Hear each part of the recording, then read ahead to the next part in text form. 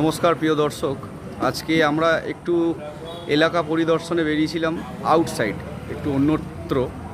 তো এই চলার পথে আজকে আমরা ডোমজুর মাকড়দাহ বেগড়ি ওই লাইনে একটু এসছিলাম। তো সেইখানে এসে একটা অভিনব দেব যার পরিচয় হলো, এবং এই মন্দির প্রেক্ষাপটটা খুব সুন্দর, এই মন্দির পরিসরটা সত্যি খুব সুন্দর, একদম নিরিবিলি শান্ত জায়গায়। তো এই যে দেব, এই যে ভগবান এখানে বিরাজ করছেন, তিনি হচ্ছেন কাকমারা পঞ্চানন্দ। দেখতে পাচ্ছেন ভান্ডারদহ। তো আসুন আপনাদেরকে দেবের মূর্তিটি দর্শন করাই। সত্যি অসাধারণ।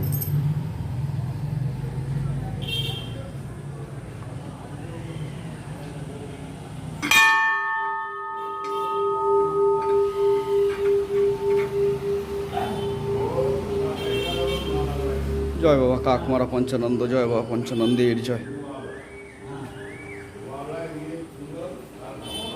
সত্যি এই মূর্তিটি একটি ঐতিহ্যবহ এবং খুবই একটু ভয় লাগছে, কিন্তু দেব তো আমাদের কোনোদিন ক্ষতি করেন না।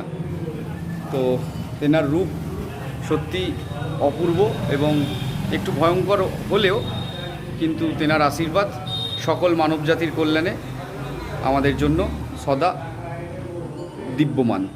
পাশেই রয়েছে মা কালীর মূর্তি, আর এটা হচ্ছে বাবা জরাসুর, যেই জরাসুর মা শীতলার ছেলে বলে আমরা জানি। ইনি হচ্ছেন এই মন্দিরের পূজারী। তা এই মন্দিরের মানে কত বছর এটা? তাও মানে 300 বছর। আপনারা শুনতেই পেলেন যে এই মন্দির 300 বছরেরও বেশি পুরনো এই মন্দির। যাক, এই দেবের আমার কোনো ধারণা ছিল না, আজকে সত্যি দেখতে পেয়ে সত্যি মুগ্ধ।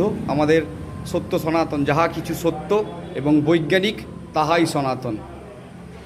এই বিষয়ে আমি আরও খোঁজখবর নেওয়ার চেষ্টা করব এবং আপনাদেরকে আগামী দিনে এই বিষয়ে আরও অনেক তথ্য দেওয়ার চেষ্টা করব।